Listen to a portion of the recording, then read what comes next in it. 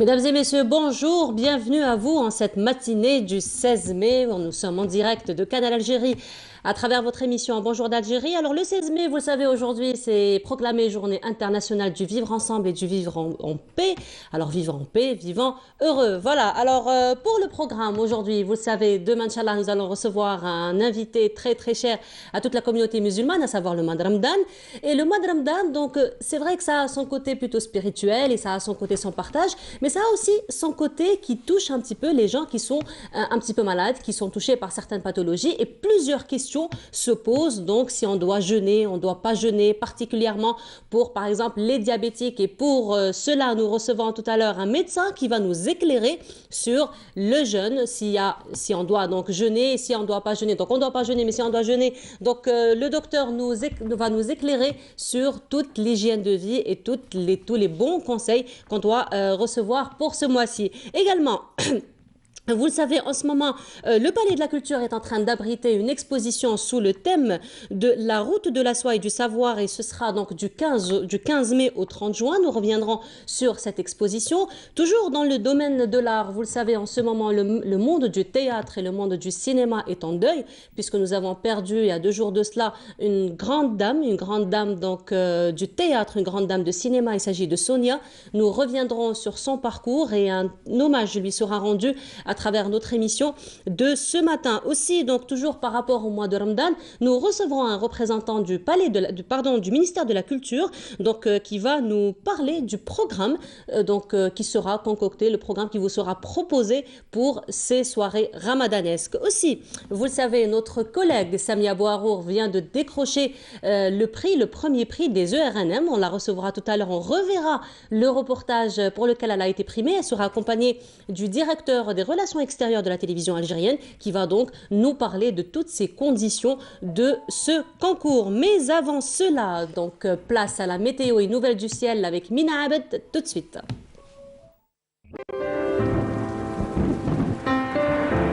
Avec Mobilis, suivez l'air du temps. Mobilis, partout, avec vous.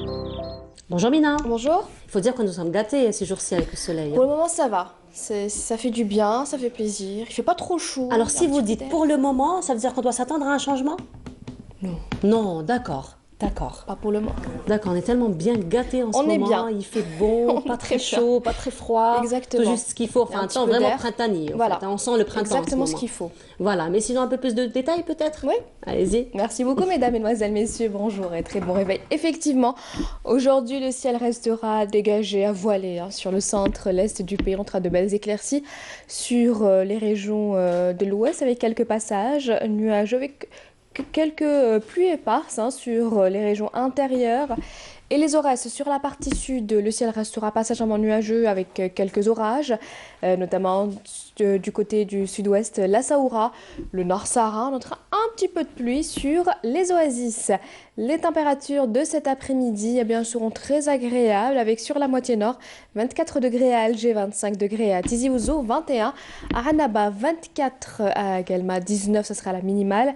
À Batna, on notera 25 degrés à Gardaya, 31 degrés à Bcha, 32 à Tindouf, 30 à Hassim Saoud, 40 degrés à Ain Salah, 42 degrés à Ilizi et enfin 44 degrés, ce sera la maximale à Borj Badji Moukhtar et Ain Gizam.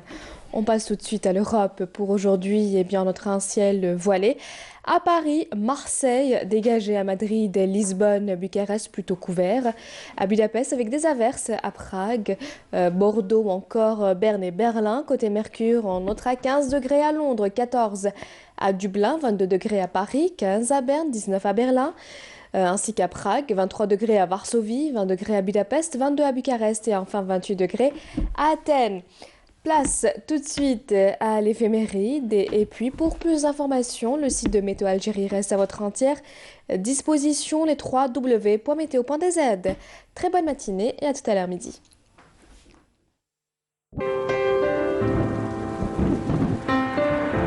Avec Mobilis, suivez l'air du temps. Mobilis, partout, avec vous.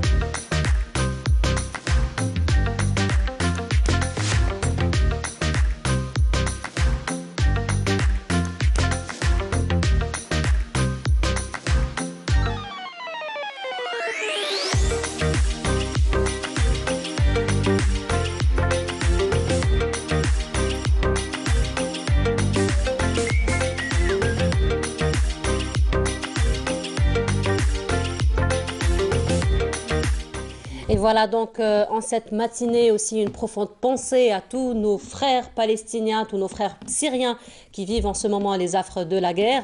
Et donc on souhaite à toute la communauté musulmane un bon ramadan. Donc parlant du ramadan, encore une fois, on le disait en début d'émission, donc plusieurs personnes ont certaines maladies, se posent des questions par rapport au jeûne. Est-ce qu'on doit jeûner? Est-ce qu'on ne doit pas jeûner? Si on doit jeûner, qu'est-ce qu'il faut faire? Et pour répondre à toutes ces questions, parmi nous ce matin, docteur Abdelmajid Oulkhiyar.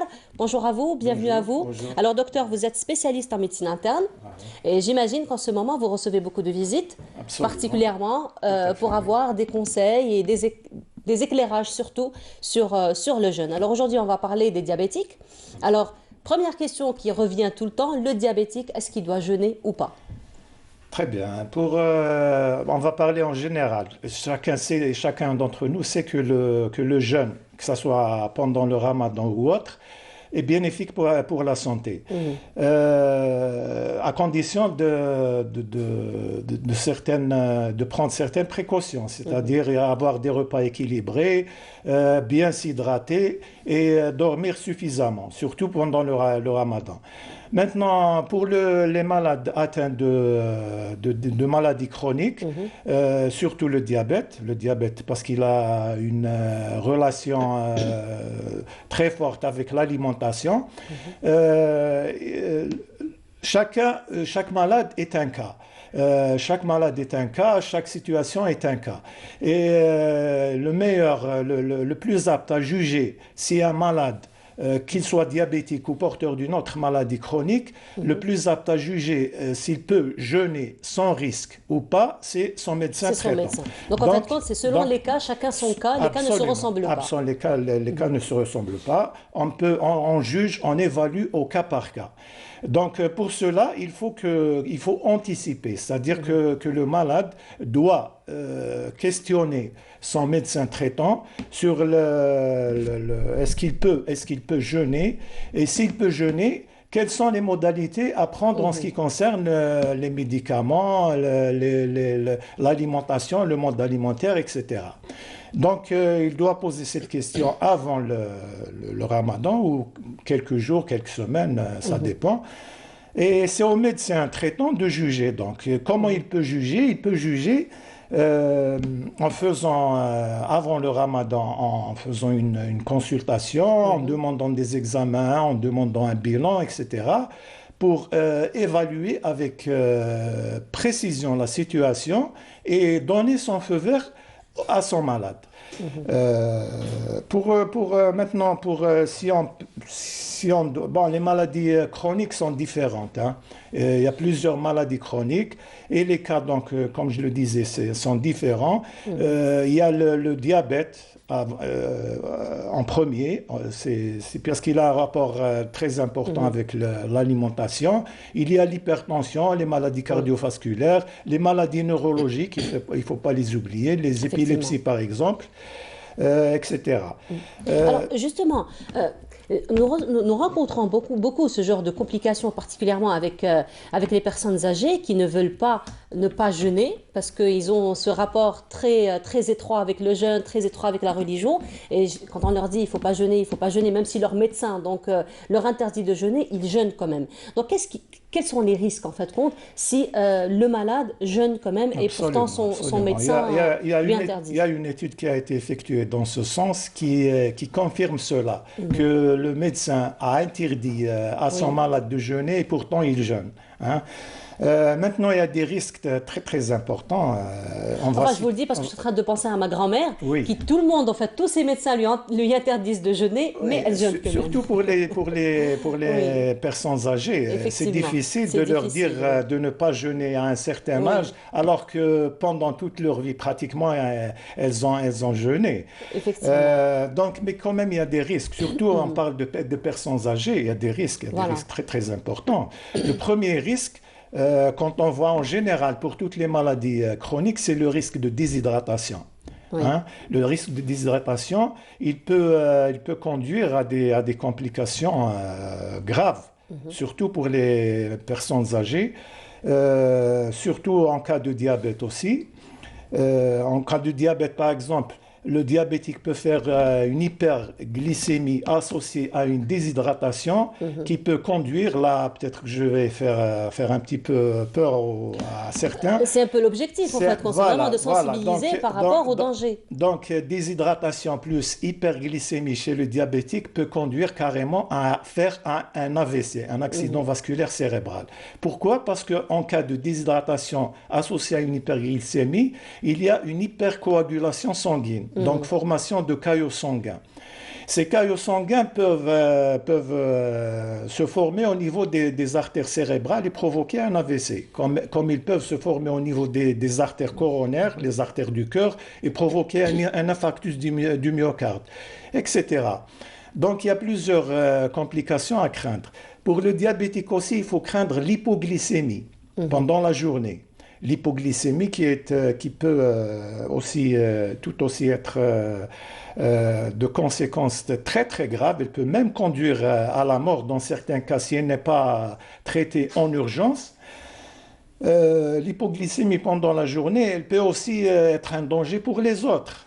Si par exemple, je vous cite un exemple, si un malade diabétique qui fait des hypoglycémies pendant la journée parce que le médecin lui a dit de ne pas jeûner et qu'il jeûne quand même, et parce qu'il a modifié lui-même son traitement, il a modifié les prises médicamenteuses, etc.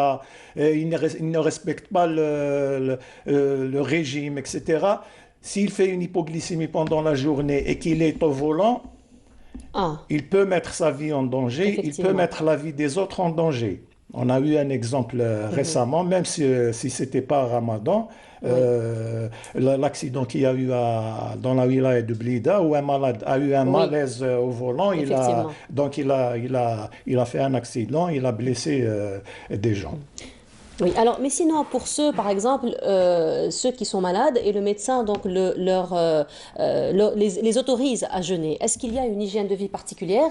Est-ce qu'il y a un programme ou des conseils particuliers à leur donner? Tout à fait, tout à fait. Le meilleur juge dans ce cas, je le dis, je le répète, c'est le médecin. Le médecin très C'est à lui de voir comment moduler la prise médicamenteuse. Il faut savoir que les médicaments ont une durée de vie, ont une demi-vie, on appelle ça scientifiquement une demi-vie, c'est-à-dire un délai d'action et une durée d'action.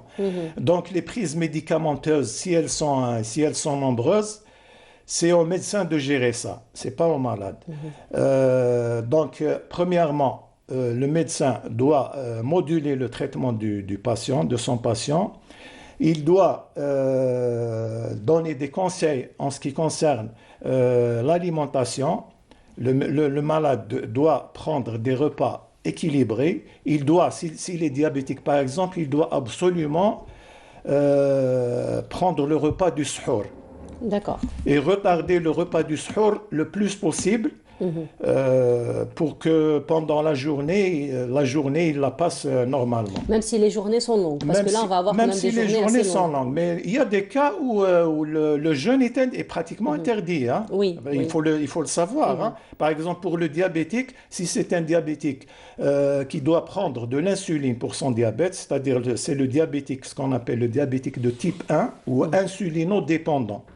C'est-à-dire il ne prend que de l'insuline pour son diabète. Et s'il prend plus d'une injection par jour, deux injections ou plus, ce malade ne doit pas jeûner. Il lui est interdit de jeûner. Donc ça.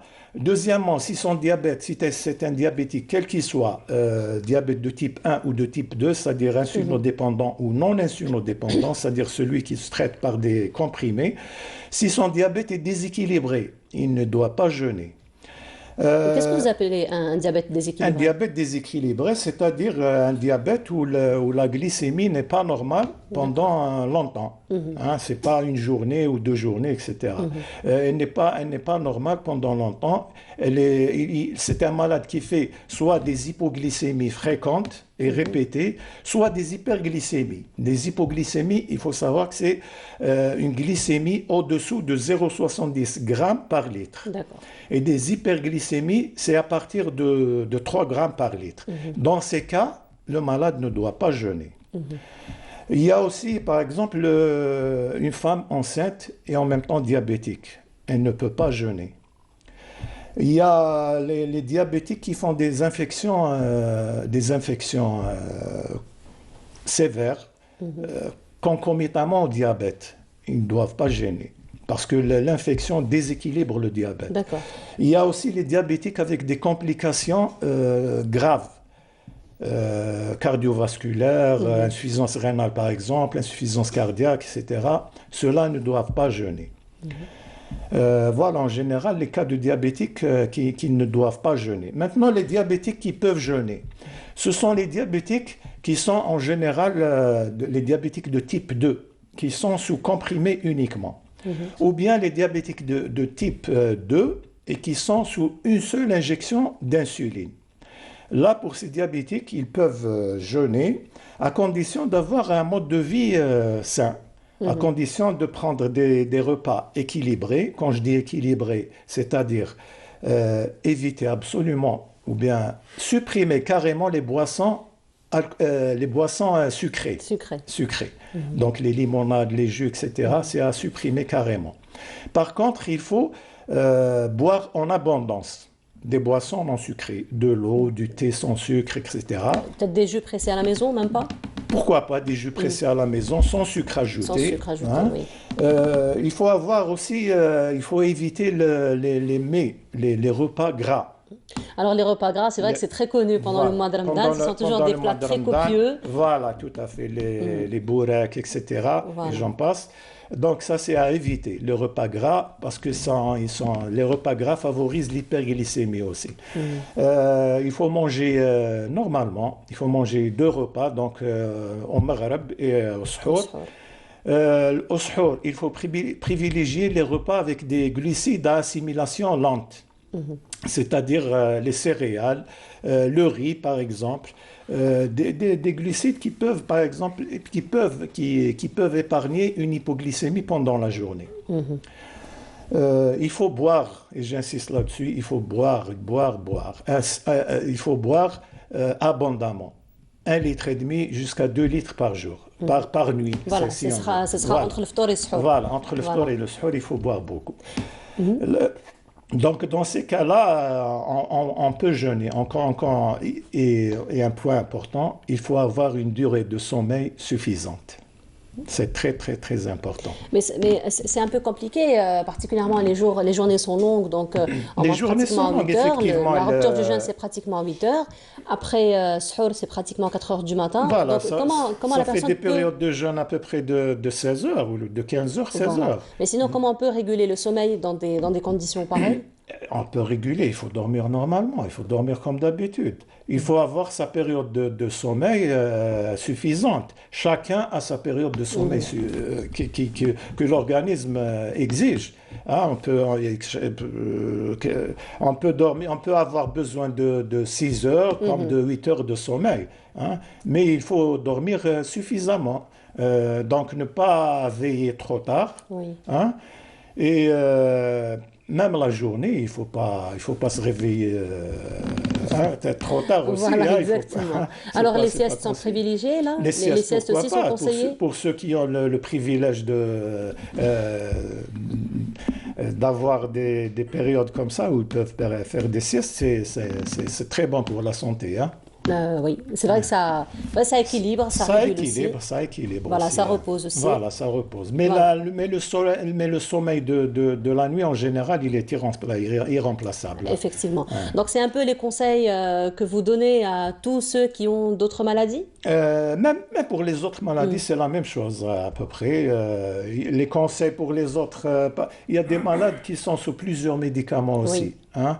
Il y a des malades qui nécessitent des prises médicamenteuses avec un délai entre 2 prises, par exemple.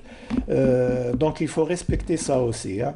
Il faut pas, c'est-à-dire la médecine, c'est pas une cuisine. Hein. Il faut pas moduler soi-même les prises médicamenteuses. Il faut pas sauter de prises médicamenteuses. Donc, tout ça, c'est au médecin traitant de gérer tout ça. Mais c'est vrai que les personnes qui ont l'habitude avec les médicaments, qui prennent pendant de longues années des médicaments, ils deviennent quelque part médecins empiriques, ils font de l'automédication. Et ça, c'est très dangereux. C'est très, très effectivement, dangereux. Très dangereux. Alors, il y a aussi j'insiste aussi, oui. les malades qui sont sous plusieurs prises, qui sont polymédiqués, qui doivent prendre 5 ou 6 médicaments par jour, il est préférable, ou il est même, je dirais, il est interdit pour eux de jeûner. De jeûner, voilà. Mais sinon, pour les personnes qui ont des problèmes gastriques, on va parler de côlon, on va parler d'ulcères. Voilà, on peut avoir ce qu'on appelle les colites inflammatoires, par exemple. Maintenant, si ça nécessite des médicaments, le jeûne n'est pas interdit pour les malades, par exemple, qui ont des problèmes gastriques ou autres. Seulement, il faut savoir bien manger équilibré et prendre ces médicaments et ne pas sauter de prise. Ah bah voilà. Merci beaucoup, docteur, pour tous ces conseils, pour tous ces éclairages. On vous dit Sahar Mdanek. Voilà. Eh ben, on va poursuivre notre programme, mais avant cela, je vous propose ce reportage de Lilia Benassal. Il s'agit du dictionnaire du médicament et on se retrouve juste après. C'est au 49 rue d'Idouche Mourad que nous avons rencontré Yassine Loubert, pharmacien qui édite pour la première fois en Algérie le DAM, dictionnaire algérien du médicament. Le professionnel de la santé, on a réfléchi, on s'est dit le professionnel de la santé algérien aurait éventuellement besoin d'un support qui pourrait l'aider dans sa mission et qui pourrait référencer tous les produits disponibles en Algérie. L'essor de l'industrie pharmaceutique en Algérie a engendré la multiplication des gammes génériques et des dénominations commerciales. Mettre à la disposition des professionnels de santé un outil didactique leur permettant de mieux appréhender l'ensemble de la nomenclature nationale est donc devenu indispensable. Le DAM, le dictionnaire algérien des médicaments, référence tous les produits disponibles et enregistrés en Algérie, locaux et étrangers. L'essentiel, ils sont disponibles en Algérie et enregistrés en Algérie. L'accomplissement de ce projet est le fruit de 3 années de persévérance de la part de toute une équipe scientifique et technique. Yassine Loubert nous en parle. Moi et mon épouse, qui est professionnelle de la santé aussi, qui m'a beaucoup aidé sur ce projet. Donc on a proposé au Page Maghreb, qui est un professionnel de l'édition, pour que chacun apporte ses compétences pour pouvoir mener à bien ce projet. Et au bout de 3 ans de laborieux travail, on a réussi à le faire. Et c'est les laboratoires qui nous ont fourni ces informations. Donc ces informations sont validées, vérifiées et justes, vu elles émanent directement du laboratoire. Ce n'est pas tous les laboratoires qui ont adhéré, je ne le cache pas. Mais bon, pour un premier projet, on a trouvé ça normal. Mais les plus gros laboratoires ont cru en ce projet ce qui a permis.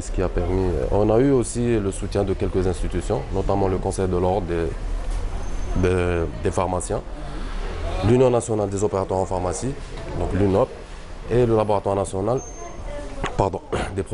du contrôle des produits pharmaceutiques. On a eu même quelques encouragements de l'ANPP, l'Agence nationale des produits pharmaceutiques. C'est un dictionnaire de 1500 pages, d'accord, qui référence plus de 2000 RCP, plus 2000 noms de médicaments.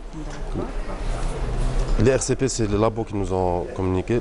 Ceux qui n'ont pas communiqué, on a quand même cité le médicament pour qu'on sache qu'il est disponible en formation, notamment les adresses de certaines institutions, les adresses des hôpitaux. On a mis le calendrier vaccinal national. On a mis la liste des produits pharmaceutiques interdits à l'importation. On a trouvé pertinent de la mettre parce qu'on pense que c'est une information très importante pour le professionnel de la santé. Ensuite, on a mis les tarifs de référence, bien entendu. On a la partie jaune, c'est des codes couleurs qu'on a choisis. Donc c'est le classement par famille pharmacothérapeutique, ça veut dire par pathologie, par maladie si vous voulez. Donc comme par exemple un anti-inflammatoire, anesthésique, antalgique, gastro. Un dictionnaire qui a pour but de mettre à la disposition des professionnels de la santé un support exhaustif et utile de référence dans l'accomplissement de leur travail. Et voilà, si vous venez de nous rejoindre, nous sommes en direct de Bonjour d'Algérie.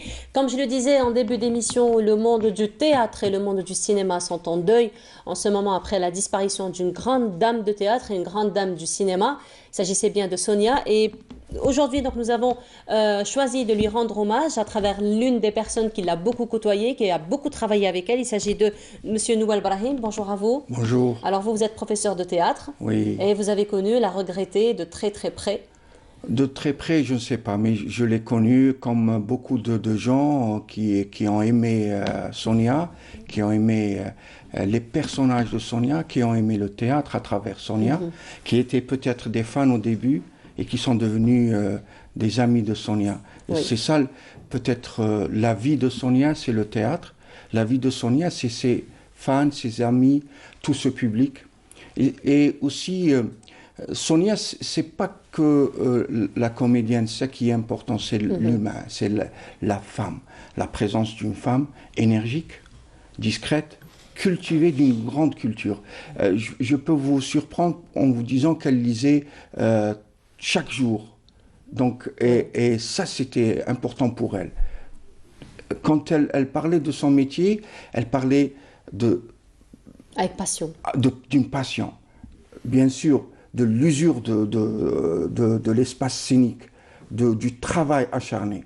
Et tous ses amis, tous ses collègues m'ont parlé. Je travaille avec un de ses camarades qui a été son chorégraphe attitré à partir de Fatma et qui a travaillé beaucoup avec elle et qui disait que Sonia, c'est bien sûr la grâce doublée de travail acharné.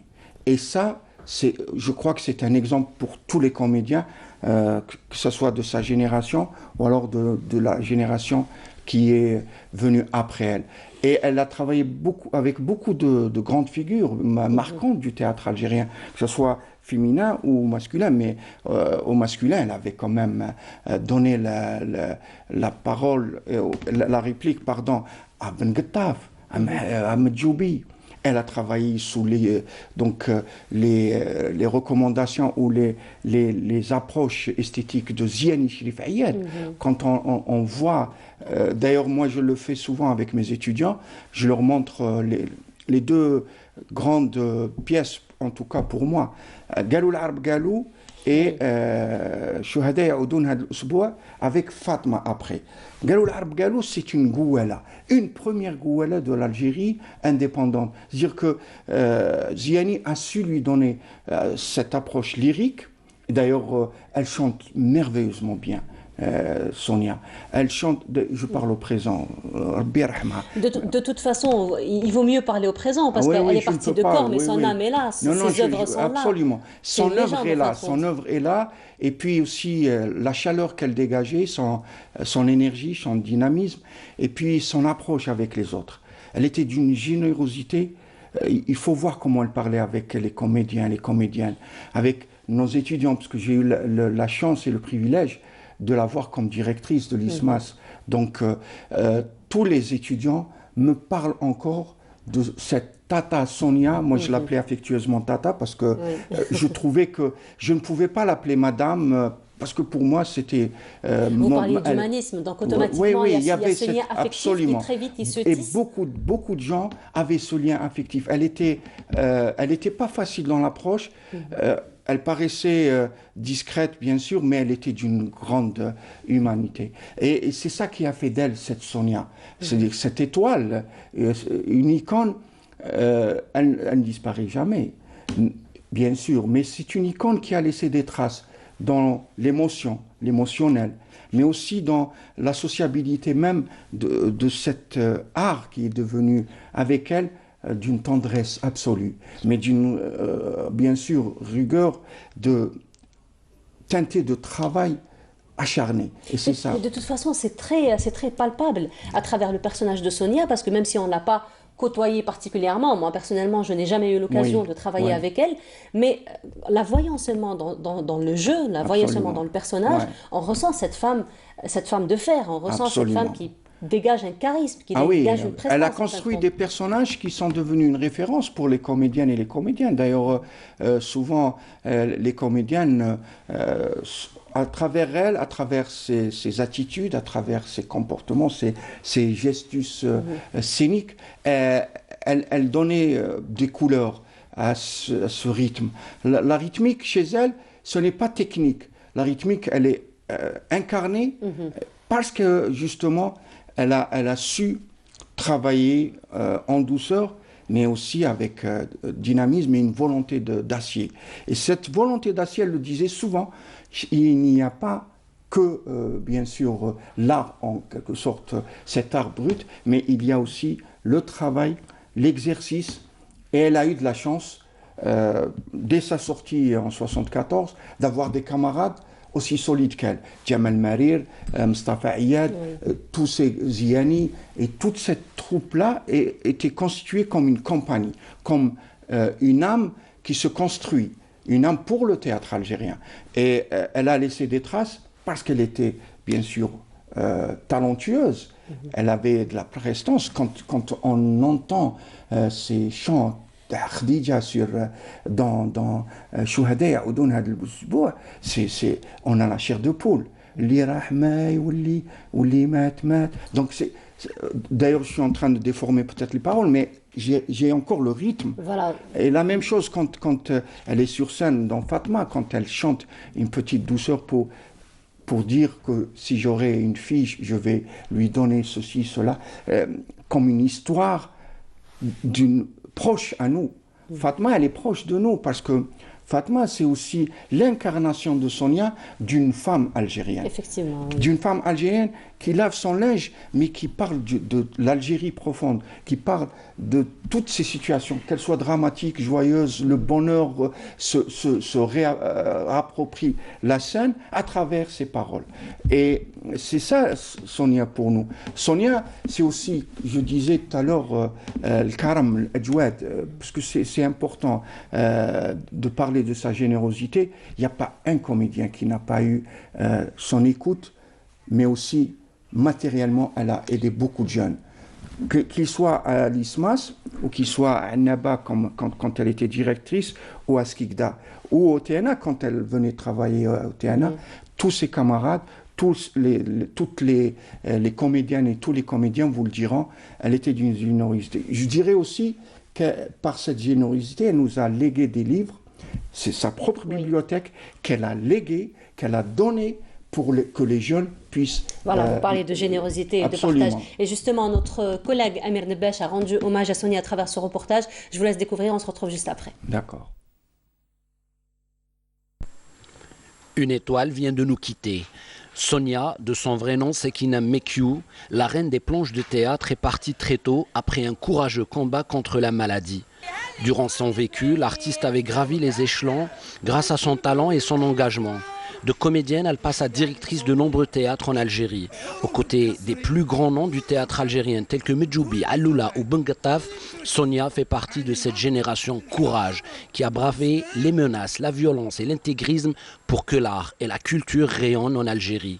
L'Aïta, les martyrs reviennent cette semaine. Les généreux et d'innombrables œuvres théâtrales et télévisuelles témoigneront de sa riche et prolifique carrière au service de la culture algérienne.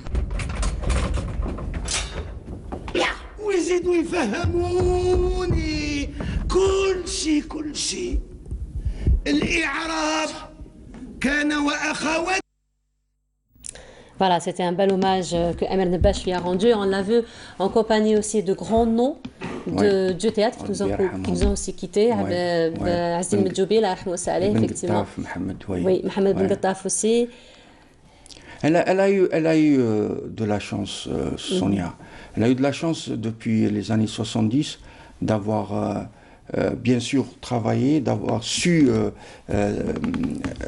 s'intégrer dans ce monde qui est un monde bien sûr mystérieux, un monde plein de bonheur pour ceux qui font notre bonheur. C'est-à-dire que et puis elle a su adopter l'art de la scène. Et ça, c'est important. Quand on la voit, c'est pas gratuit quand on la voit avec des géants comme Ben Ghattaf et Mdjoubi, et derrière un Ziani Sherif Ayed, metteur en scène. Cette compagnie qui est devenue une référence, le Qala'a, cette voix de femme, c'est une voix de femme. C'est une voix qui a su s'imposer avec un milieu, j'allais dire, machiste. Mais elle était belle dans sa tendresse, mais aussi dans sa volonté de changer les choses, avec, bien sûr, elle était toujours dans le soft, elle n'était pas dans la brutalité, Sonia, elle était dans l'intelligence. Et c'est ça qui a fait qu'elle a eu les plus beaux rôles du théâtre algérien, de la décennie de 80 jusqu'à nos jours. Elle a su donner aussi au théâtre algérien et peut-être au public et à cette génération qui est la nôtre et même celle qui est venue après, ce merveilleux monde du rythme, des couleurs, mais aussi de la discipline. Et quand je vois son image avec ses lunettes, cette intelligence intérieure, c'est aussi presque une romantique, parce qu'elle était dans ce romantisme agissant, ce romantisme qui veut changer les choses, et elle a changé beaucoup de choses dans le théâtre algérien à travers sa poésie, sa poétique, à travers bien sûr sa relation humaine, et même ses postures dramatiques étaient une incarnation de la femme algérienne. Et c'est ça qui était beau pour nous, parce qu'en tant qu'intellectuelle, elle a su aussi régénérer toute cette société de l'émotionnel vers, bien sûr, le rationnel, et elle a su aussi mixer toute cette beauté sur scène. Et je pense que cette étoile ne s'éteindra pas, parce qu'elle a laissé non seulement des fans et des émules, mais c'est aussi parce qu'elle a laissé des jeunes comédiennes merveilleuses. Elle a travaillé dans Imra Amin Waraq avec des filles magnifiques, des comédiennes magnifiques. Alors elle est à tes passés. Ah oui, oui, beaucoup. Dans le Jamilet, quand elle était metteur en scène, à Naba aussi, la pièce Le Jamilet est une merveille, est un bijou. Elle rend hommage à toutes les Jamilettes de la révolution algérienne. Et je l'ai vu travailler avec ces comédiennes. Et c'est ça l'intérêt pour nous de dire que c'est une référence. Sonia est une référence pour la comédie, le théâtre, le jeu, l'interprétation, la performance, parce que c'est une performer. Parce qu'elle a su justement dégager cette dynamique, cette énergie, et la transformer pour la donner aux autres, et en faire peut-être une boule de feu qui va encore donner beaucoup de graines. Et j'espère que tout Alors justement, vous parliez de performance, et la performance, parce que Sonia, c'est pas que le théâtre aussi, donc elle a fait une longue carrière au théâtre, mais elle est passée au cinéma, où aussi elle nous a laissé de très très belles œuvres, et elle a laissé donc de très beaux travaux qui sont en train de être diffusés jusqu'à présent. Absolument. On a de la chance parce qu'elle a pu travailler avec des réalisateurs, et le dernier film, j'espère qu'il va être donc dans tous les écrans de l'Algérie, et même à travers le petit écran, et c'est important pour nous de la revoir. Et puis même à travers les DVD que le Théâtre National a édité avec Landa. Moi en tout cas je l'ai fait passer avec mes étudiants depuis quelques années pour étudier et travailler sur le théâtre algérien, et en particulier sur Sonia, Ben Ghattaf, Mdjoubi, et les travaux de tous les hommes et femmes du théâtre algérien.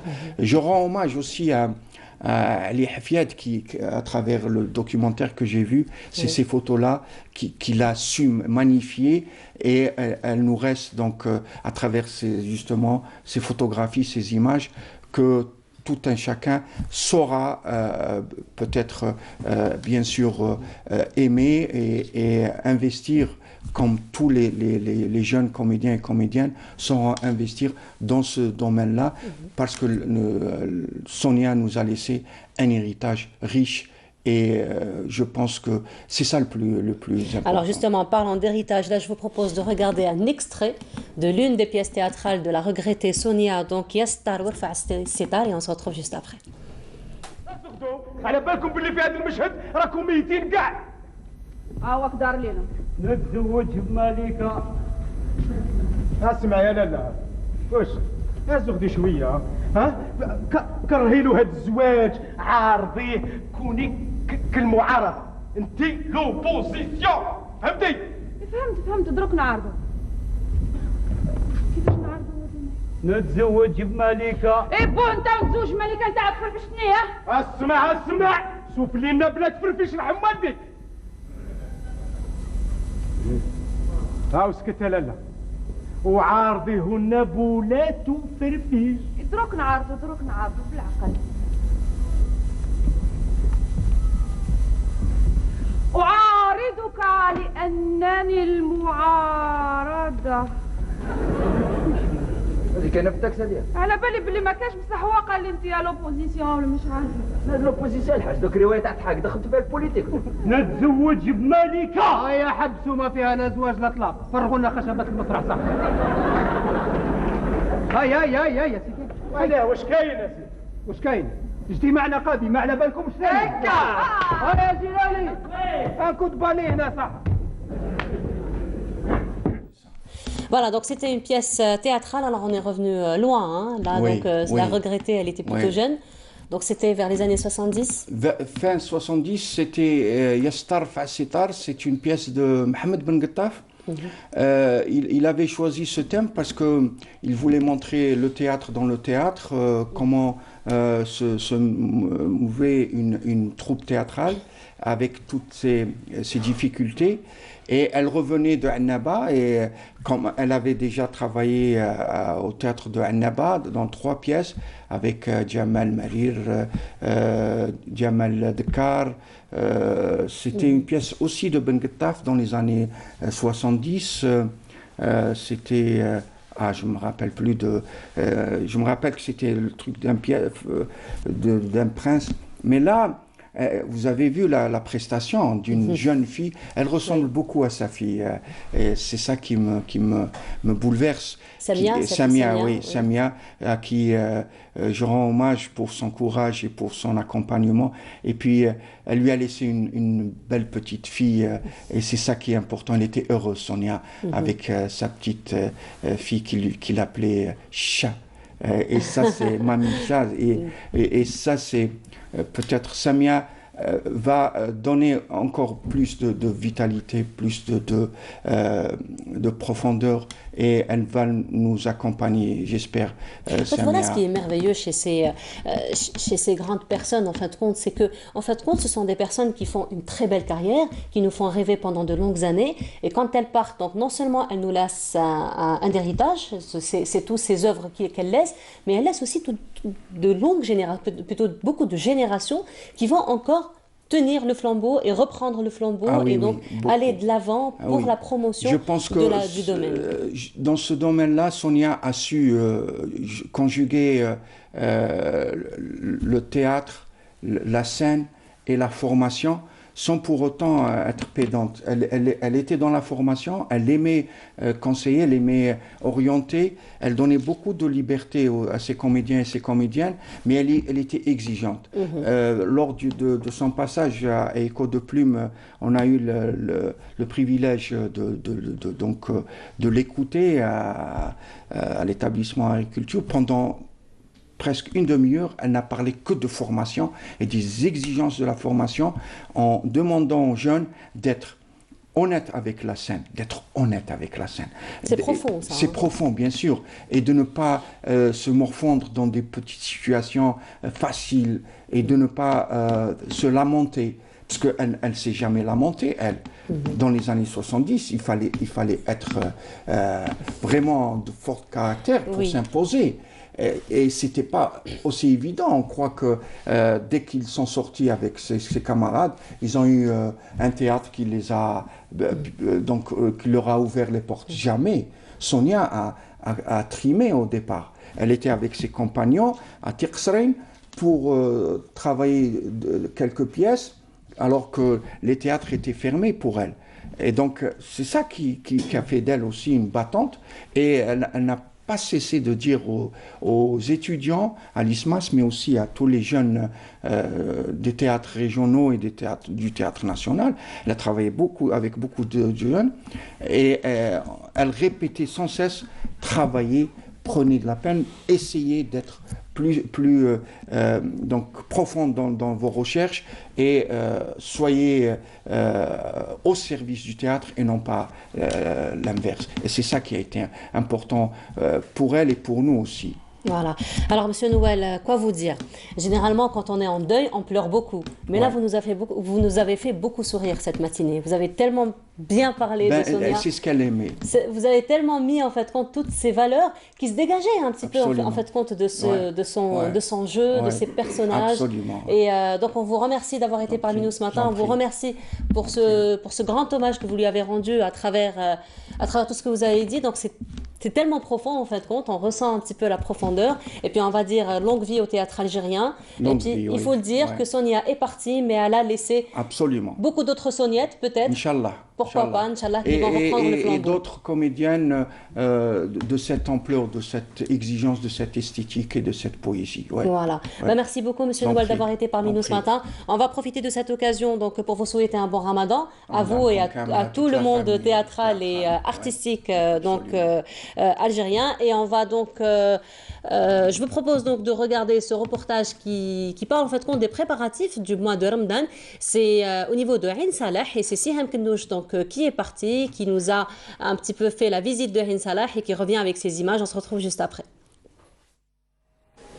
Les préparatifs du mois sacré de Ramadan rassemblent les filles de l'association Patrimoine de Ain Salah.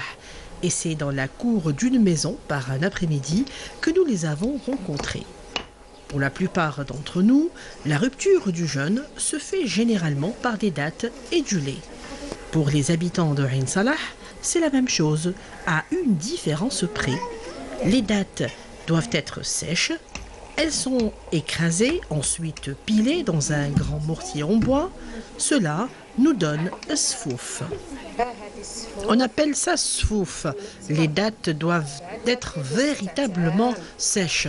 Ça se mange au ramadan avec du lait. Ça se mange bien froid. La meule en pierre est lourde pour les mains fragiles de cette petite fille.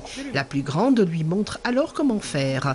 Elle s'occupe de concasser le blé pour le célèbre fric prisé dans toute l'Algérie. Une fois le travail fini, un bon thé nous a été préparé à la traditionnelle, sur des braises, auxquelles on ajoute de l'encens. Une petite simulation de fête nous attendait. On voulait nous montrer l'habit que portera les petites filles appelées à jeûner pour la première fois. La fille doit porter le jawali et puis le khlala et puis cette grande doblona et puis la ceinture doit être verte, c'est un signe de fertilité, et puis aussi des bracelets et des bagues, des barrettes sur les cheveux. Les cheveux doivent être véritablement coiffés. Pour finir, la baqaï, le chant populaire féminin de la région. Tout le monde se donne à cœur joie. Le ramadan est aux portes.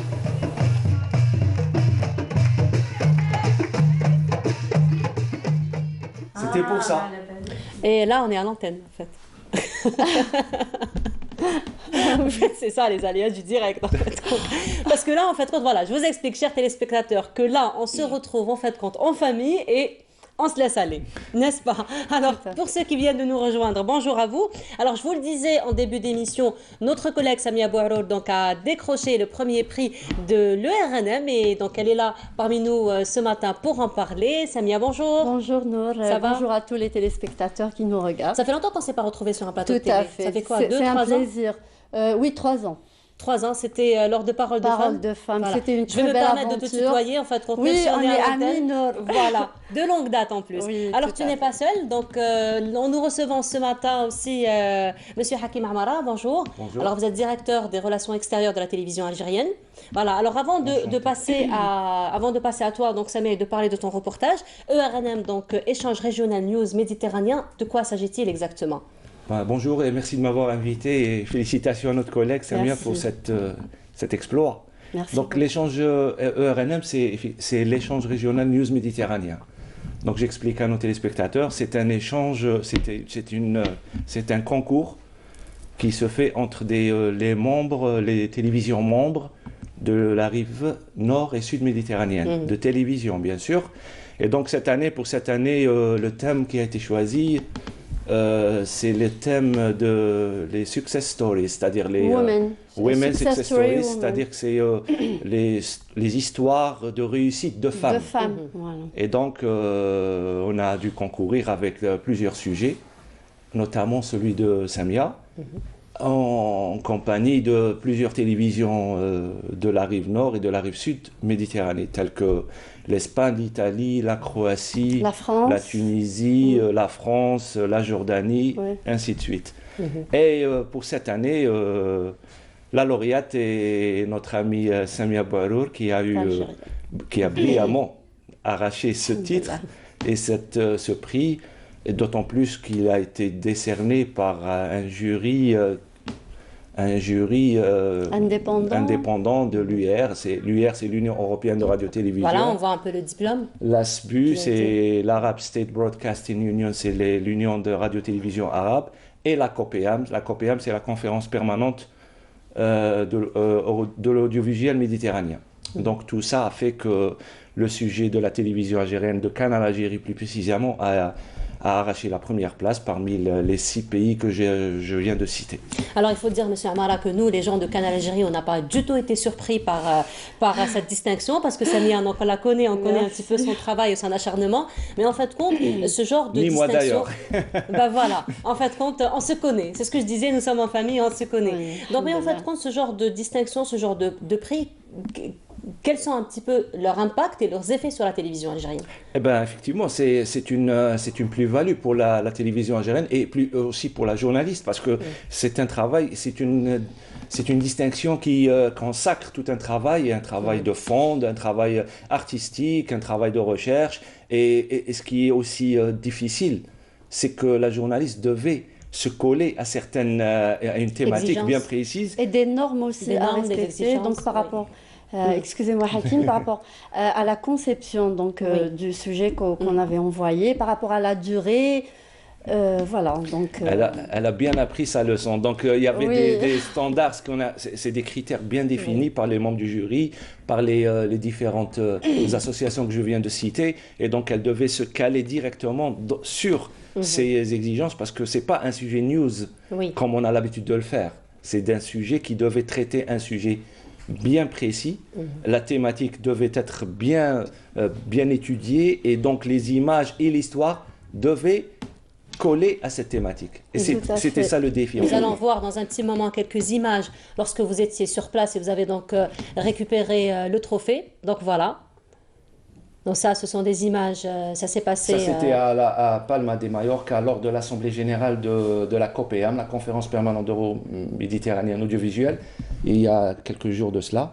Donc il y a le secrétaire général de la COPEAM, M. Claudio Capone, notre ami du centre d'échange news de l'ASBU, M. Mohsen Slimani, Giacomo Mazzon, c'est le représentant de l'UR, et j'en oublie, il y avait une quatrième personne. Voilà. Alors justement, Samia, avant de redécouvrir ton sujet que tu as fait, donc pour lequel tu as été donc primée, raconte-nous un petit peu d'abord le choix du sujet, comment tu as choisi ton sujet, quelles sont les conditions dans lesquelles tu as travaillé aussi. Ok, tout d'abord, Nour, je tiens à préciser que c'est un travail d'équipe, c'est pas un travail à moi seule. Donc il y a toute une équipe derrière moi. Donc, commençons par la rédactrice en chef du service reportage, Bouchra Kies. C'est elle qui m'avait encouragée à y participer. J'étais pas au courant de ce concours-là. D'ailleurs, ce reportage-là, l'idée, je l'avais faite pour le 8 mars. C'était même pas pour ce concours. Donc, on a dû retravailler le sujet, donc, selon les normes internationales exigées pour cette année. Alors, justement, respecter les normes, d'autres normes avec lesquelles on n'a pas particulièrement l'habitude de travailler, parce qu'il faut le dire, après quelques années, nous avons quelques réflexes. Alors, est-ce que ça a été facile, difficile pour toi, donc, de te... il a suffi juste de m'expliquer le fil conducteur. Je n'ai fait que suivre donc, les instructions des éléments de la coordination internationale, de par leur grande expérience dans ces événements-là. Donc, je n'ai fait que suivre leurs instructions. Donc, il aurait fallu présenter le reportage sous forme d'une histoire. Voilà, donc c'est Success Stories. Women. Voilà, donc c'est sous forme d'une histoire parce que c'est des noms mixés qu'on envoie nous. Oui. C'est pas un sujet avec un commentaire, non. Alors vous envoyez une fiche technique à part où l'on fournit toutes les informations concernant le sujet. Et on envoie aussi le nom mix. D'accord. Alors, donc, je vous propose de découvrir comment il se passe le reportage, l'idée du reportage. Voilà. Alors, déjà, on va à travers revoir l'image. Je vous propose donc de revoir un petit peu cette histoire. On se retrouve juste après pour parler encore plus de toutes ces conditions. Allez, c'est un sujet donc de Samia Bouarour pour lequel elle a été primée donc pour le RNM. On se retrouve juste après.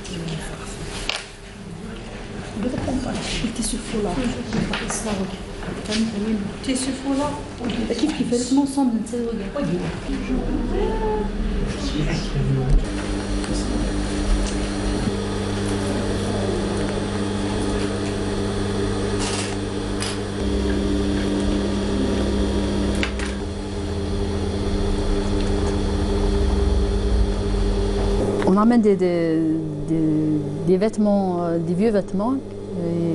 كاينين بزاف تما كيخلوا لي فيتمون تاعهم دونك حنايا لقينا لهم هذه العفسه تاع لي ريسيكلاج اون لي جيت دون لا déjà le premier but c'est déjà la protection de l'environnement, la créer former des femmes, en même temps créer de l'emploi pour les femmes au foyer.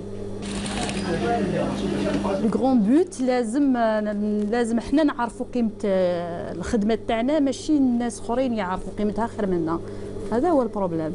دونك معليش كي او كونترير كي تشوفي البرودوي تاعك في فرنسا دون اون بوتيك او مارشي دو نويل اي تو سي une fierté quoi. On peut être utile pour quelque chose, pour la maison, pour l'environnement, puisqu'on travaille le recyclage.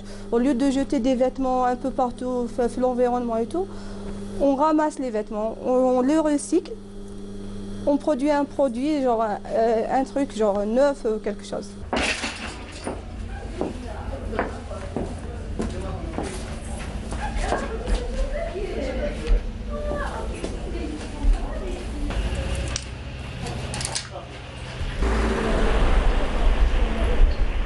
Nous sommes un petit groupe de bénévoles à avoir été très touchés par les conditions de vie des femmes, particulièrement des femmes en milieu rural, en montagne, en Kabylie. Et nous avons donc décidé de les accompagner, d'être sous une forme de mission d'appui, les accompagner pour leur permettre de s'autonomiser, pour leur permettre d'avoir des revenus. Et donc pour ce faire, de partir de ce qu'elles savaient pour faire, à savoir la couture. Donc nous accompagnons les éco-couturières du Djurdjura, puisque éco, ça c'est en lien avec la nature, puisqu'elles prennent des matières donc, qui sont recyclées, et donc elles sont soit en apprentissage, soit on cherche à développer les compétences qu'elles ont déjà, savoir les spécialités qu'elles ont, la broderie, certaines brodent magnifiquement bien, et ces broderies-là ont beaucoup de succès en France.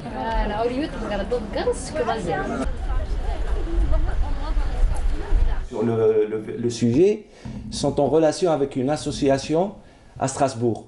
Ah, voilà. Et donc, ça a vraiment pesé sur la balance. Donc, c'est un sujet local d'un village ce qu'on appelle le remote, c'est-à-dire très lointain de la Kabylie, qui a une portée sociale parce que c'est des femmes. C'est très difficile pour s'affirmer dans ces contextes très difficiles. Aussi économique, parce qu'elles créent de la richesse, elles vendent leurs produits, et aussi international. C'est-à-dire qu'il y a un échange interculturel avec ces associations, notamment celles qui se trouvent à Strasbourg. Donc tout ça, tous ces ingrédients, tous ces agrégats ont fait que le sujet de Canal Algérie a eu la palme d'or, entre guillemets. Alors, justement, je salue toutes ces femmes. Je les salue pour leur courage, leur dévouement. Elles sont très sérieuses dans leur travail. Pour la plupart, c'est des femmes au foyer. Donc, elles ont déjà des tâches ménagères, des maris, des enfants. Et elles se déplacent de très loin. Donc des villages avoisinants, et elles s'organisent en groupe. Voilà, donc elles ont créé cette recyclerie créative, bien sûr, soutenue par deux associations, AMSED de Strasbourg et APAM aussi, qui est active à Ain el-Hammam. Alors, AMSED, c'est Association Solidarité, Développement, donc, qui est à Strasbourg et qui encourage le travail des femmes dans plusieurs pays. Cette fois-ci, c'est l'Algérie qui a eu donc, ce soutien financier et moral. Je salue Djilali Kabesh, le président de cette association, qui fait énormément donc pour l'Algérie. C'est vrai qu'il réside à l'étranger, mais il fait énormément pour l'Algérie. Alors le sujet, on l'a découvert sans commentaire, donc peut-être on aura besoin d'un peu plus de détails. Donc tu as parlé de recyclage, donc en fait, elles recyclent quoi exactement et comment se passe leur travail? Alors c'est une recyclerie créative, c'est à partir des... c'est du recyclage textile en fait. Voilà, donc ils ont créé tout un réseau, ils ont sensibilisé toute la population. Donc les gens, ils viennent, ils ramènent leurs vêtements dont ils n'en ont pas besoin. Donc ils les mettent comme ça dans des bacs. Elles récupèrent ces vêtements-là, elles font le tri, elles les lavent et elles laissent leur imagination donc faire. Donc c'est des pièces vraiment créatives, à travers lesquelles aussi elles représentent la culture algérienne. Donc à travers des symboles, elles font de la broderie, elles reprennent en fait des symboles de notre identité. Donc en fait, elles véhiculent une belle image à l'étranger. Donc en fait, quand la portée n'est pas que économique, mais elle est aussi écologique, parce qu'en fait, écologique, c'est un projet écologique. Il y a protection de l'environnement en faisant du recyclage. Oui, c'est dans le respect de l'environnement. D'ailleurs, leur village, mais vraiment, il est d'une propreté très remarquable. Voilà, à travers des actions comme celle-ci. Alors, Samia, je voudrais bien finir. Ça te fait quoi donc d'avoir eu cette distinction? Bien que nous, on n'est pas du tout surpris par la distinction. Merci beaucoup. Là, c'est une fierté pour moi. Et pour nous tous, en fait, pour toute Canal Algérie, toute la télévision algérienne. Toute la télévision, pour mon pays, tout d'abord, l'Algérie.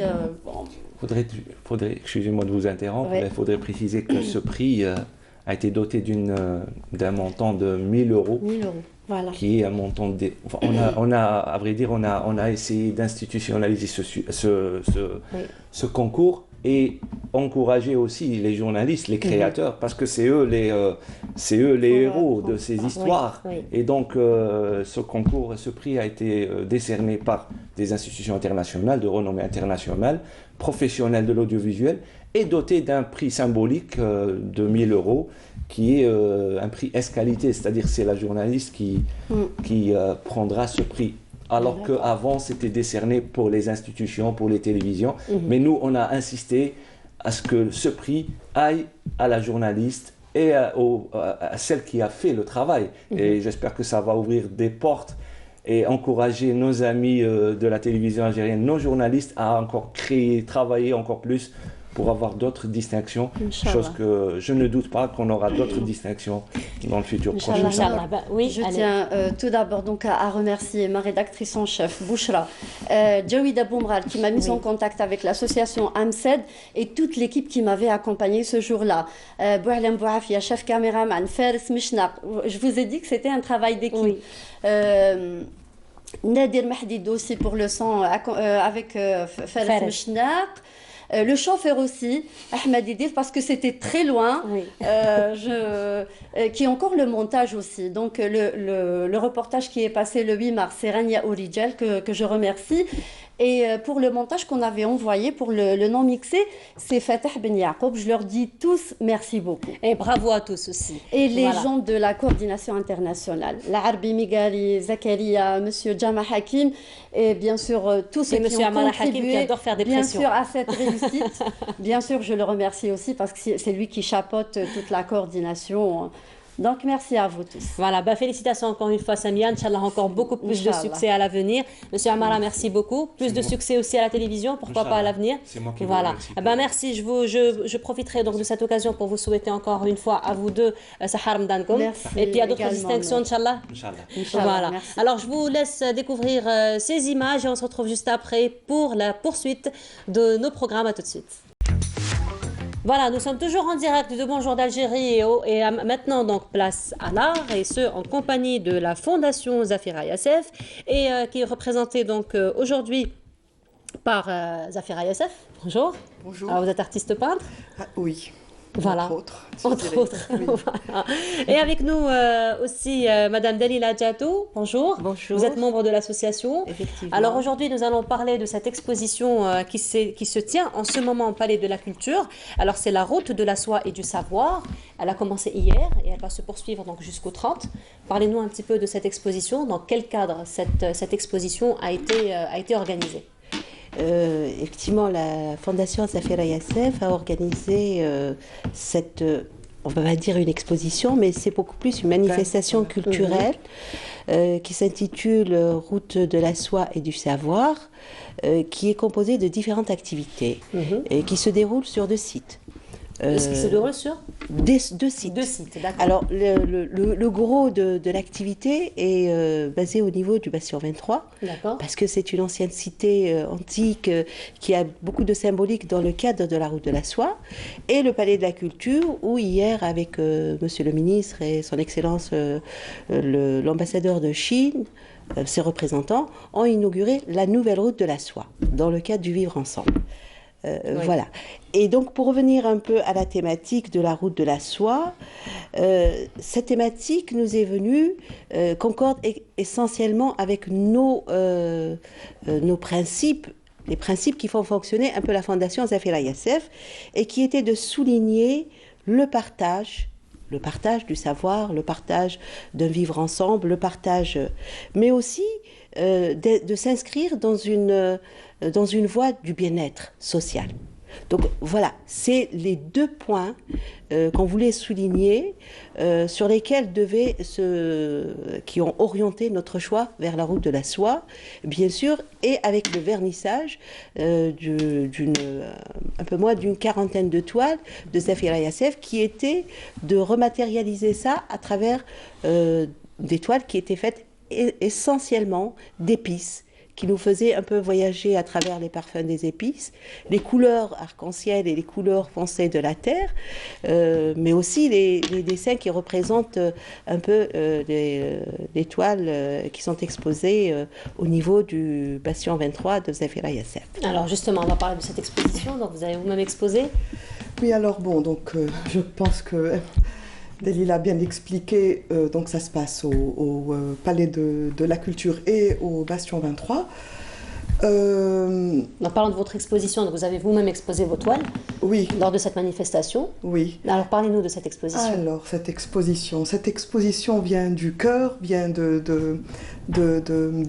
odeurs, des senteurs de l'Ouzbékistan, je dirais, de cette route de la soie, des marchés de Samarcande, de Bukhara. Donc tout ce passé qui est dans ces odeurs en fait, parce que ces épices, les odeurs de ces épices que j'ai utilisées, avec quoi j'ai travaillé sur mes toiles. Donc en fait, vous n'avez pas avec les épices? Qu'avec des épices. Qu'avec des épices, il n'y a pas une goutte, je dirais, de peinture. Ah, c'est original donc, ça. Oui, c'est original, c'est très original justement, parce que oui, c'est à voir quand Voilà, donc nous avons déjà quelques images là qui passent de vos toiles. Oui, voilà, ça c'est, j'ai fait ça avec du curcuma, du sumac, beaucoup de cannelle, et puis tout ce que vous voyez en couleur, parce qu'il y a quelques couleurs que j'ai rajouté, c'est du bleu, du vert et du jaune. C'est des couleurs alimentaires, c'est-à-dire qu'on utilise. Alors l'or que je mets un peu parfois sur des colorants alimentaires. Donc c'est alimentaire, c'est des colorants. C'est du doré, colorant alimentaire.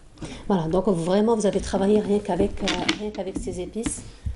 Oui, qu'avec des épices. Mais d'où est-ce que vous avez eu cette idée? Ben, je vous dis, c'est la route de la soie, en fait, c'est la route des épices. Ça vous a inspiré, en fait? Beaucoup inspiré, parce qu'il n'y a qu'à voir les couleurs des épices. Le felfel akri, par exemple, je ne sais pas comment on dit ça, je ne connais pas très bien, je me suis plus étalée. Zafran, safran, voilà. Donc voilà, je me suis défoulée sur mes toiles à défaut de cuisiner. Et le bleu, donc, c'est quoi comme couleur? Toujours, c'est du colorant alimentaire. Voilà. Donc, j'ai pu rajouter de la couleur, c'était pas... C'est à peu près ce qu'on fait dans les gâteaux quand on les colle voilà, les colorants alimentaires. Voilà. Alors, dites-moi, pourquoi particulièrement cette thématique? Eh bien, c'est ce que je vous disais, cette thématique, pour nous, dans la Fondation, et je pense il y avait une chose essentielle, c'était de pouvoir mettre en exergue un peu tout l'héritage partagé à travers l'humanité. Et la route de la soie est une épopée qui a mis en relation plusieurs continents, à travers les échanges économiques, à travers les échanges intellectuels, à travers les balades des savants qui venaient des quatre coins du monde pour se mélanger à des populations, pour pouvoir... Donc c'est un peu tous ces flux migratoires qui venaient d'Afrique pour aller vers les Indes, pour aller un peu vers l'Asie, pour aller vers l'Europe, mais aussi tous ces Européens qui ont fait un peu le tour de cette boucle des continents. Donc c'était de mettre en exergue un peu l'esprit de partage. Donc nous, qui était très fort pour nous, l'héritage partagé avec toutes les nations, parce que nous sommes une fondation qui prône beaucoup la paix. Ça d'une part. Il y avait aussi, la deuxième partie, c'était de transfert du savoir, de connaissances et des savoir-faire des anciens aux générations montantes. Donc c'était d'une façon didactique d'expliquer qu'est-ce que c'était véritablement la route de la soie. C'est vrai qu'on en parle beaucoup ces dernières années, pas uniquement chez nous, mais aussi... la nouvelle route de la soie. Voilà, avec les Chinois, la nouvelle route de la soie. Donc c'était... Il était très très important que notre jeunesse, on leur offre un espace de pouvoir s'informer et de connaître et de pouvoir, pas vivre, mais d'être un peu plus imprégné de cette route de la soie. D'où la route du savoir. Et voilà, c'était le transfert de savoir ou ça. Et c'est pour ça que vous allez voir aussi dans nos interventions,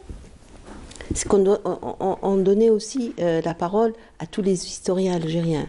Donc c'était véritablement une façon de transmettre les messages de tous les anciens, aussi bien artisans de notre histoire, et de l'histoire de l'humanité, où les jeunes peuvent venir, ils sont un peu le réceptacle de ce savoir et de pouvoir un peu s'en alimenter. Ce qui va un peu fortifier notre identité, d'appartenir à notre pays avec tout notre patrimoine, parce que ça va valoriser notre patrimoine culturel et de savoir, mais aussi de l'appartenance à l'Afrique, de l'appartenance un peu à ce mouvement qui s'est créé pendant cette époque.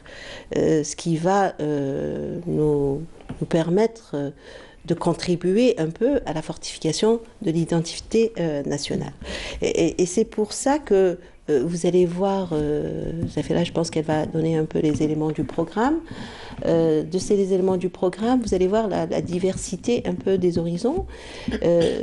Comme c'était pendant le mois sacré de Ramadan, nous avons beaucoup mis l'accent sur l'aspect spirituel des choses, mais aussi tous les échanges au plan culturel, mais cultuel, de l'humanité. C'était un peu la cohabitation de toutes les religions, avec beaucoup de paix, avec le respect d'autrui. Donc c'est un peu tout ça. C'est essentiellement un savoir-vivre, être bien en soi. C'est l'acceptation de tout ce qui est différent de nous, mais qui toujours n'est pas rejeté, mais qui parfois peut nous permettre de s'enrichir. Voilà un peu. Alors, justement, là, vous allez le faire à travers tout un programme, parce que quand même, votre manifestation dure 1 mois et demi. Donc, elle a commencé hier, elle va se poursuivre jusqu'au 30 juin. En fait, jusqu'au 12 août. Jusqu'au 12 août. Donc, ça a été encore prolongé. Voilà, donc 3 mois. On focalise beaucoup sur le mois du Ramadan. Voilà, donc il y a quand même un programme qui est... en plus, j'imagine, parce que vous avez parlé des chercheurs qui vont intervenir, mais est-ce qu'il y a d'autres programmes? Est-ce qu'il y a d'autres manifestations? En fait, on va tous les mardis du mois de Ramadan, donc il y aura une manifestation, c'est par thème bien sûr. Donc le premier mardi, c'est les rimes de la soie. Le deuxième mardi, ça sera les rimes de la soie avec Ghaleb Benchir. Et puis voilà, l'Indonésie qui va participer, parce que tous les pays concernés dans cette route vont participer. Donc on a aussi la route de la soie halte par l'Andalousie. Donc là aussi, on a un très joli programme. Ensuite, la troisième semaine, en fait, le troisième mardi, si la soie m'était comptée. Donc, il y aura des débats aussi. Et ça va se passer à quel endroit? Toujours au Bastion 23? Toujours au Bastion 23. Voilà, au Bastion 23. C'est en soirée que vous allez faire les manifestations? Voilà, c'est juste pour inviter les téléspectateurs à venir. À partir de 22h. Donc juste après Tarawih, on invite tout le monde. Ce que je voudrais souligner, un peu pour appuyer ce que disait Zafira, c'est que nous avons été, on remercie beaucoup Monsieur le ministre de la Culture pour tout son appui et la confiance qu'il a mis en nous offrant le partenariat de réaliser avec lui ce projet-là qui nous était cher, mais aussi tous les pays participants. Nous avons des pays qui ont participé très activement, qui ont mis à notre disposition des expositions pour expliquer et participer à expliquer à notre société leur rôle dans la route de la soie. Donc ils sont 6 pays. Nous avons la Chine, l'Italie, la Grèce, l'Espagne, l'Indonésie et le Mexique. Et l'Iran. Voilà, donc très bien. Merci beaucoup. Alors, je terminerai juste sur une question, et ça, je vous le dis pas, hein, c'est une question qui fait toute une effervescence au niveau de la régie. Alors là, on se demande par rapport à la durée de vie des tableaux, parce qu'en fait, faire de la peinture avec des épices, nous les femmes, on sait très bien que les épices, ça part très vite. Oui, écoutez, on verra en fait. Non, mais j'ai bien imprégné, j'ai bien travaillé, En fait, il m'était plus facile de travailler avec de la peinture de l'acrylique ou de la peinture. Oui. C'est vraiment l'impression que nous avons tous, en fait. Oui, mais avec les épices, j'ai dû passer beaucoup de temps à refaire et refaire pour que vraiment qu'il y ait cette pigmentation, vraiment s'imprègne sur ma toile. Donc, alors, longue vie aux toiles. Longue vie. Voilà, merci beaucoup. Je voudrais juste un dernier mot de la fin, c'est de remercier certains sponsors qui nous ont beaucoup aidés. Bon, ils n'étaient pas très nombreux, mais bon, j'espère que ce sera une première et que pour le prochain événement, ils seront plus nombreux. Mais aussi, je voudrais juste lancer un appel, c'est que nous avons réalisé une yourte au niveau du bastion 23, une yourte mongole, dans laquelle... La symbolique de la route de la soie. Et je pense qu'à la fin de l'événement, on lance un appel parce qu'on va faire une vente aux enchères de cette yourte. Voilà. Très bien. Donc tout le monde est invité. Voilà. Merci beaucoup, mesdames, d'avoir été parmi nous. Sahar Mdankom et puis bon courage et bonne réussite à votre manifestation. Merci beaucoup. Allez, on se retrouve juste après ce reportage de Hasna Zobiri qui est parti donc de faire découvrir un concours de tapis. On se retrouve juste après.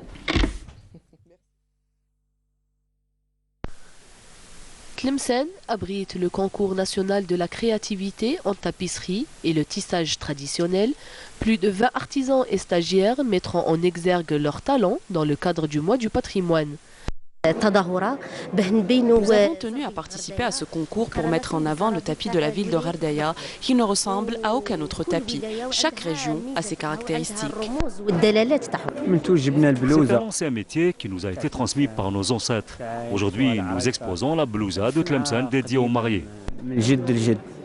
Pour pouvoir évaluer ces tapis, nous avons arrêté des paramètres que les artisans doivent respecter dans leur tissage, comme la qualité de la matière et l'utilisation des couleurs. L'objectif de ce concours est d'améliorer la qualité des tapis tout en encourageant la créativité de ces jeunes artisans. Pour relancer le tapis traditionnel, il est nécessaire pour ces artisans de prendre en considération notre nouveau mode de vie.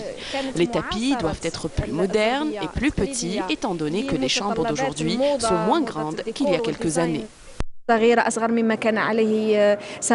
la fin de cette manifestation, les lauréats recevront des prix d'encouragement pour leur contribution à préserver ce genre d'artisanat, à l'image du hayek et el mensouj. C'était donc un concours du tapis. On reste avec la culture et le Palais de la Culture donc, nous a toujours habitués chaque année à un programme très riche, particulièrement dans les soirées ramadanesques. Et pour parler donc, du programme de cette année, nous recevons ce matin M. Azdine Antri. Bonjour. Alors vous êtes le directeur du Palais de la Culture. Et donc, comme chaque année, je le disais, le Palais de la Culture nous a habitués à ce programme riche. Et cette année, donc, il y aura toujours ce programme qui sera toujours aussi riche. Oui, nous l'espérons, riche et, disons, de qualité. Voilà. Donc, cette année, nous aurons, bien entendu, nous aurons 3 expositions différentes. La première, je pense qu'avec la Fondation... Voilà, on venait d'en parler. Fondation Zafir ISF. Donc c'est une exposition avec l'ambassade de Chine concernant la route de la soie et du savoir. Celle-ci, elle a été inaugurée donc hier et elle durera jusqu'à la fin du mois de Ramadan, Inch'Allah. Elle sera animée, cette exposition, par une série de conférences qui se tiendront en soirée sur le lieu même de l'exposition. Il s'agit d'interventions de conférences, mais aussi de chants soufis. Ce sera 3 dates au cours du mois de Ramadan. Nous aurons aussi donc une exposition aussi d'artisanat avec l'ambassade d'Espagne qui débutera vers disons la deuxième décade, vers la fin de la deuxième décade du mois de Ramadan. Alors l'exposition, excusez-moi, donc avec l'ambassade d'Espagne, ça va être... c'est une exposition d'artisanat. D'artisanat, voilà. Je veux dire d'artisanat espagnol ou d'artisanat algérien, c'est une collaboration d'exposition espagnole. Espagnol. Nous aurons de l'autre côté, dans une autre grande salle, donc une exposition d'artisanat algérien. Celle-ci débutera avec le programme de Ramadan du Palais de la Culture.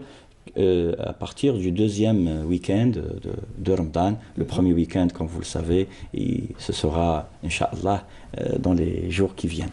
Donc voilà. Ouais, ce sera demain déjà. Voilà, demain, et puis voilà.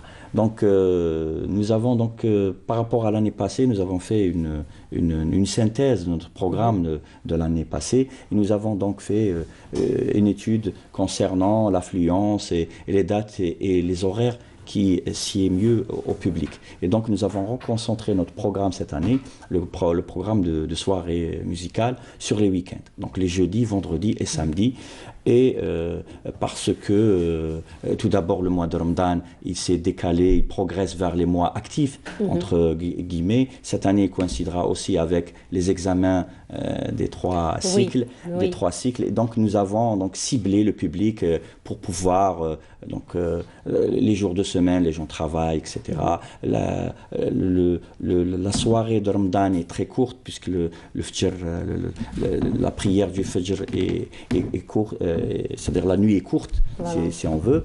Et donc nous avons concentré sur les week-ends. Nous aurons des soirées qui débuteront, Inch'Allah, le 23, 24, 25, ainsi de suite.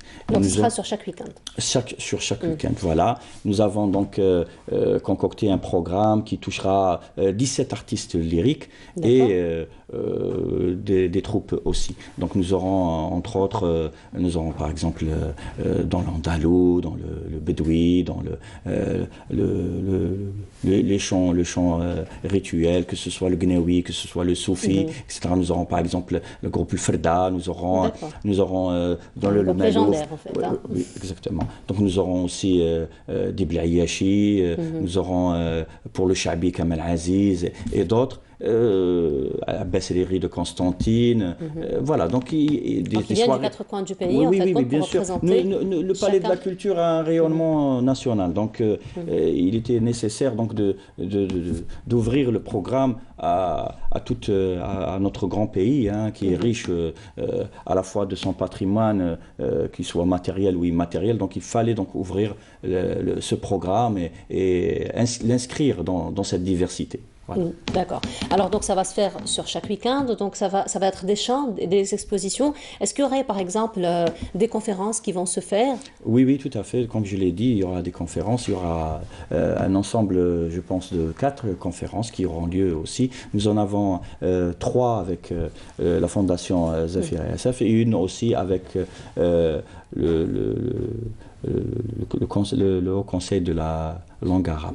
Donc, qui sera aussi abrité à notre niveau. Voilà. D'accord. Alors les expositions, c'est généralement le soir que ça va plutôt les manifestations, c'est le soir que ça va se passer. Mais en journée, par exemple, est-ce que les expositions sont ouvertes et les gens peuvent visiter les expos en plein jour? Les deux expos, l'expo d'artisanat algérien sera ouverte uniquement en soirée.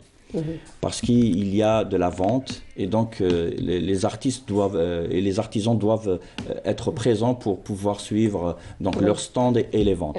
Les autres expositions sont ouvertes au public la journée et peuvent être sont aussi ouvertes le soir. Très bien. merci beaucoup monsieur Antali pour pour ce programme-là. Donc on vous souhaite bonne réussite et bon succès donc pour ce mois de Ramadan. Sahar Ramadan encore une fois. Merci à vous. Donc voilà, nous arrivons au terme de notre émission. Vous retrouverez demain, Inch'Allah, Bonjour d'Algérie à partir de 9h, puisque demain ce sera Ramadan, donc ce sera plus 8h, mais ce sera 9h, et vous serez en compagnie de Amal Almi. D'ici là, je vous dis, Sahar Ramadan, et je vous retrouverai très très bientôt, Inch'Allah. Allez, au revoir et bonne journée à tous.